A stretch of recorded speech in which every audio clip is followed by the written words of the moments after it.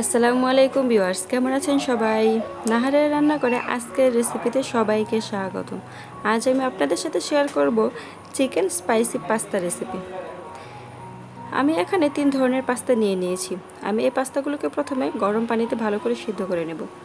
আর পাস্তাগুলো সিদ্ধ করার জন্য পানিতে দিয়ে দিচ্ছি 1 টেবিল চামচের মতো রান্নার তেল। তারপর দিয়ে দিচ্ছি হাফ চামচ পরিমাণে লবণ। এবার এই পাস্তাগুলোকে দিয়ে একটু নেড়ে চেড়ে মিশিয়ে তারপর ঢাকনা দিয়ে ঢেকে দেবো 5 থেকে 7 মিনিটের জন্য। আর এর মাঝখানে পাস্তাগুলো ভালোভাবে সিদ্ধ হয়ে যাবে।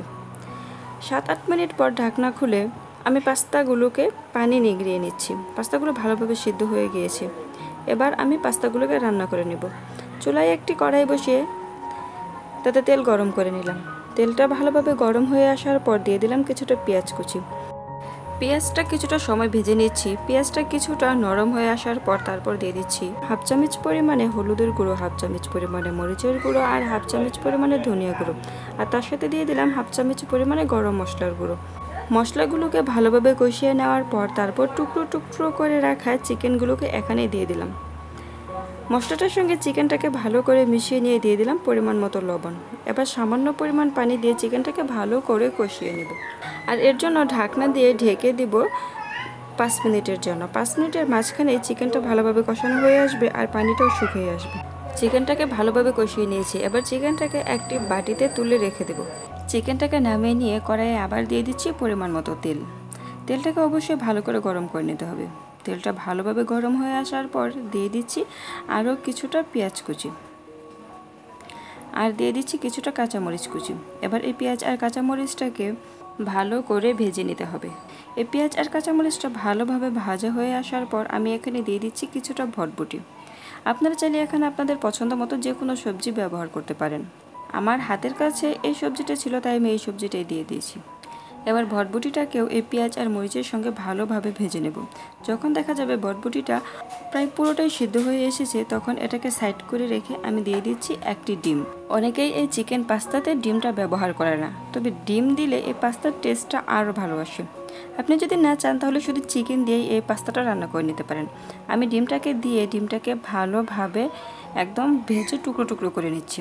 দেখতেই পাচ্ছেন আমি কাজটা কীভাবে করছি। এই ডিমটাকে ভালোভাবে ভেঙে একদম ঝুরি ঝুরি করে নিয়ে তারপর ভটভটি আর পেঁয়াজের সঙ্গে এটাকে একটু ভেজে নেব। এটা একটু ভাজা হয়ে আসলে তারপর এখানে আমি আগে থেকে সিদ্ধ করে রাখা পাস্তাগুলোকে দিয়ে দেব। এবার পাস্তাগুলোকে এর সঙ্গে নেড়ে চেড়ে তারপর ভালো করে ভেজে নিতে হবে। আর যদি কোনো নতুন বন্ধু আমার চ্যানেলে রেসিপিটি দেখতে এসে থাকেন তার কাছে অনুরোধ রইল আমার চ্যানেলটিকে প্লিজ সাবস্ক্রাইব করে নেবেন। পাস্তাগুলোকে কিছুটা ভেজে নিয়ে তারপর এখানে দিয়ে দিচ্ছি আমি আরও একটা পেঁয়াজ কুচি। পেঁয়াজটাকে দিয়ে তার সাথে দিয়ে দিচ্ছি আগে থেকে কষিয়ে রাখা মুরগির মাংসটুকু। এবার এই সকল উপকরণ ভালো করে ভেজে নেব। আমি এ পর্যায়ে পেঁয়াজটা দিয়েছি যাতে পেঁয়াজটা গলে না যায় আর সবজির মতো থাকে, এর জন্য এই পেঁয়াজটা একটু দেরিতে ব্যবহার করেছি।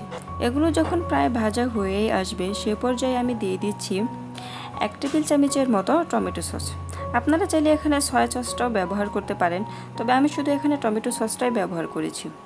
আর লবণের পরিমাণটা একটু কম মনে হচ্ছিল তাই এখানে দিয়ে দিচ্ছি আরও হাফ চামচ পরিমাণের মতো লবণ।